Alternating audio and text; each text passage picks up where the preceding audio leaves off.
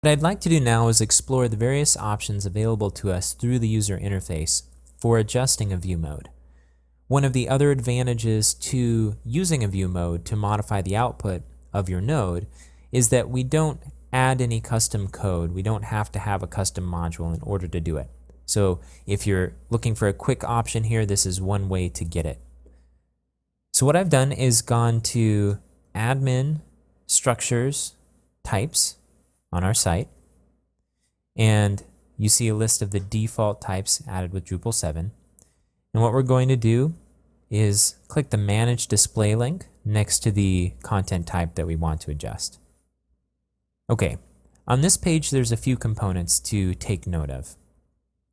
First of all, up here in the tabs we have Manage Display for our node, but then you also see Comment Display here.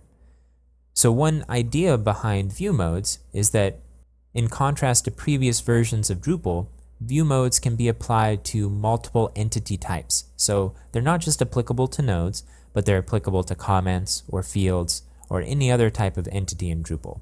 So you'll see a similar interface if we clicked on the Comment Display tab here. These subtabs are a list of the types of view modes that are currently being customized. And I'll show you how to set which ones can be customizable below. But we have default, full content, and teaser.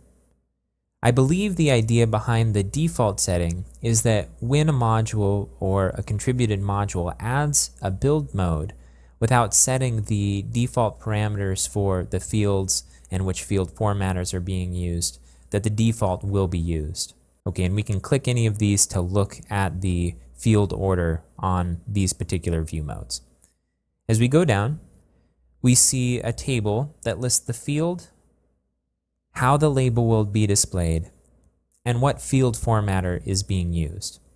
So if we click on this to see what our options are for label, we can either hide it, we can show the label inline, so right next to the content of the field, or above it, like you would normally see in a Drupal form. And then if we look at the options under the format, what this will display is which field formatters are available for this particular field type. And you see here we have several examples. Default is the one that's used by default for a full page body field. And this will display the entire content, whereas summary or trimmed is more what you would see in a teaser style display of a node. Like view modes, field formatters are a powerful way to adjust the output of content through the user interface, and we'll talk about those in some of the upcoming videos, how to add new field formatters and what options are available to us in the default Drupal install for using field formatters.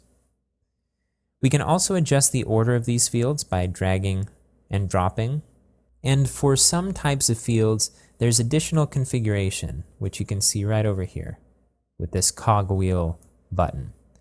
Now if we click this for this image field, what we'll see is a couple of additional options for this field, including the image style, so how the image will display, and which item to link to, if anything, for this field. So keeping a lookout on the right-hand side for those cogwheels is a good way to determine if there's some way in the configuration to adjust the output of the field. Okay, I'm going to go ahead and scroll down. And we see there's a custom display settings box here. Now, it's easy to miss this. Let's go ahead and expand it. What this does is allow us to set which view modes we're going to override the output of.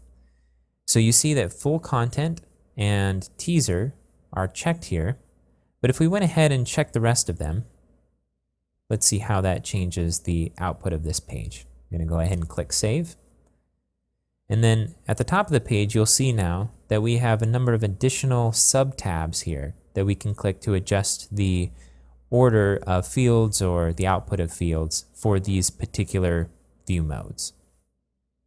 One more thing I wanted to demonstrate was how these view modes come into play when we're building a view with the Views module. So I'm going to go ahead, I have the Views module already installed, and I'm going to go to Structure Views.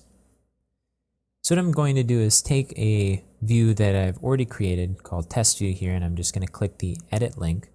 I'm going to take a look at it.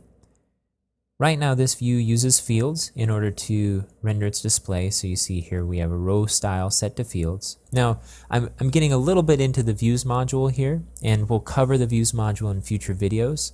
But this is mainly for if you're used to building content with the views module already, and you need a little convincing to see the benefit of using a view mode inside of the views module. So this, if you're not familiar with views, you can come back to this after you've gotten a little bit seasoned and you'll understand what I'm talking about. This is pretty basic views stuff.